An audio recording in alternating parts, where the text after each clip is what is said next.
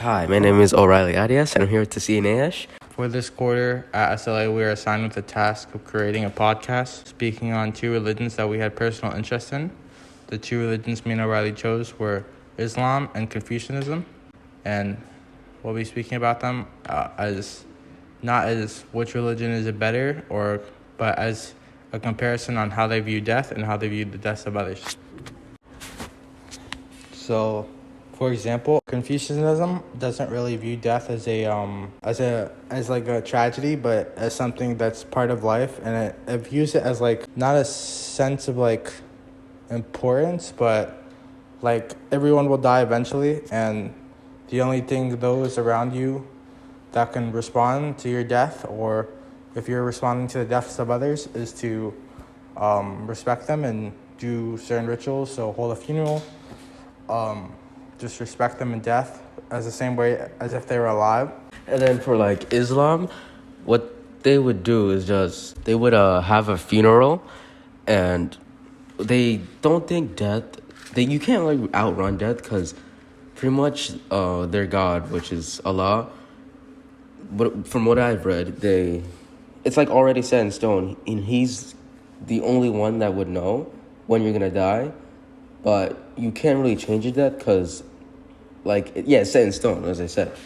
And they don't view it as something horrible. They view it as like a new beginning in some sorts. I think what's interesting is at the end of your talk, you said that they viewed it as like a new beginning. So that kind of, it's not necessarily related to our topic, but I think it's still something that's important when you're talking about death is the afterlife. And I think something I found very that shocked me was Confucianism isn't necessarily about like what happens after death. They're more concerned about how you live when you're alive, and like as long as you follow their teachings and the analytics of Confucianism, that you'll live a fairly good life. And I think that was pretty interesting. Majority of religions that are popular, they have some relevance to the afterlife, while Confucianism doesn't necessarily discard the afterlife, but it pretty much acknowledges it as like you should live your life how it is, and then regardless of whether an afterlife exists or not, you should still maintain to their teachings, which I thought was interesting. And I also think that the fact that your religion, Confucianism, even has like an idea, like they do believe in that there is an afterlife, right? I don't. As far as I research, they don't necessarily talk about it as like something that's already planned, like how you mentioned. They said that their God was the only person who knew, but in my readings of the analytics, it says that life and death are up to fate, and whatever it's not necessarily like how your God is like. Your God has already known your set in stone death, but it's that fate will just decide whenever. If it's your time to go, it's your time to go. Yeah. And I think that's pretty interesting, and I think that's where the religions differ a lot. But I don't think this is necessarily a bad thing. I think obviously they should maintain their beliefs. I think they're both really interesting. And I have a quote here that pretty much sums it up of how they view death. The quote says, "Life and death are up to fate. Wealth and honor are held by heaven."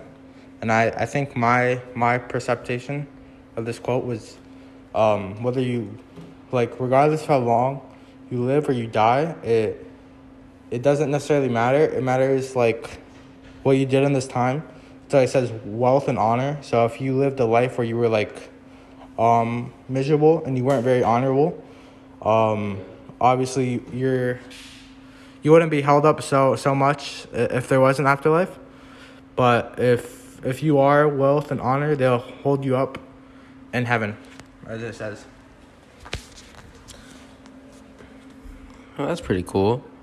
I mean, it's so for Confucianism, this is if you're a bad person, you're gonna go in the afterlife. You'll face punishment. What are you trying to say? I don't think it necessarily faces punishment, but I think there will be, as far as I read, or as the gist from what I got, there will be like a point where you'll be either be considered like honorable or not honorable based on how you lived. But it's not necessarily of like a heaven and hell thing, but it's like more of like a thing you'll just have to know. Yeah. As far as I know, I might be wrong. I did research thoroughly, however, and I think that's the result I came to. So yeah. I noticed that Islam and Confucianism share a lot of the same points, other than like dying. Like Islamic people's God, Allah, He actually knows when you're gonna die, and it's not up to fate per se. And I think that's where they differ. And a lot of the same things, stay true for both religions. That if you're a bad person, you're gonna get punishment. If you're a good person, like if you're a good person, you would see Allah's good side, and you'd be treated well in the afterlife. So this is more questions about Islam. Like, do you have any quotes that like might help the idea that like there's like a judging point at the end of their lives? One quote I have is from Quran. It says, "O souls that are at rest, return to your Lord, well pleased in. So enter among my servants and enter into my garden." And pretty much what I interpreted from this was that it means like if you're a good person, which is the well-pleased part, then you get to go to his garden, which is pretty much just his good place. It's not entirely clear what the garden exactly means or what the good place is, but what I interpret it is that it's pretty much a type of heaven. It's really interesting because obviously mine isn't. It made mention of a heaven, but throughout my readings of the analytics, it doesn't necessarily mention those who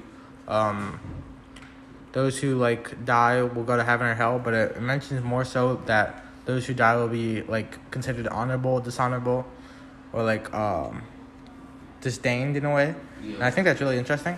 I think the way the religions differ is really unique, and I think this is something I realized along the research to this project, is that each religions, even though they're very different, they have similar like ideas, not similar ideas, but they all originate from this one idea, and that's when we die, we'll be judged in a way, and I think that's really interesting.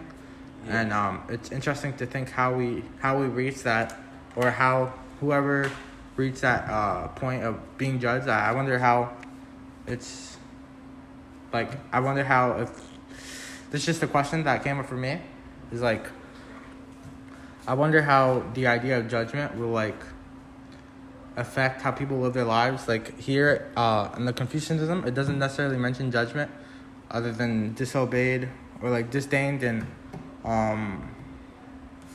dishonorable or like honorable, but in yours, it does mention judgment, and I wonder if that would affect how people live their lives. I mean, I do wonder that same exact thing, but, at the end of the day, it's just, the bottom line of the religion is just be a good person and follow the rules of the religion, which usually means you're just being a good person in the first place, most of the time. So with that, I think that's a good place to end it off, since we got both sides and what death means and what the afterlife to each religion is the meaning of that. And yeah, that has been religion on Islam and Confucianism.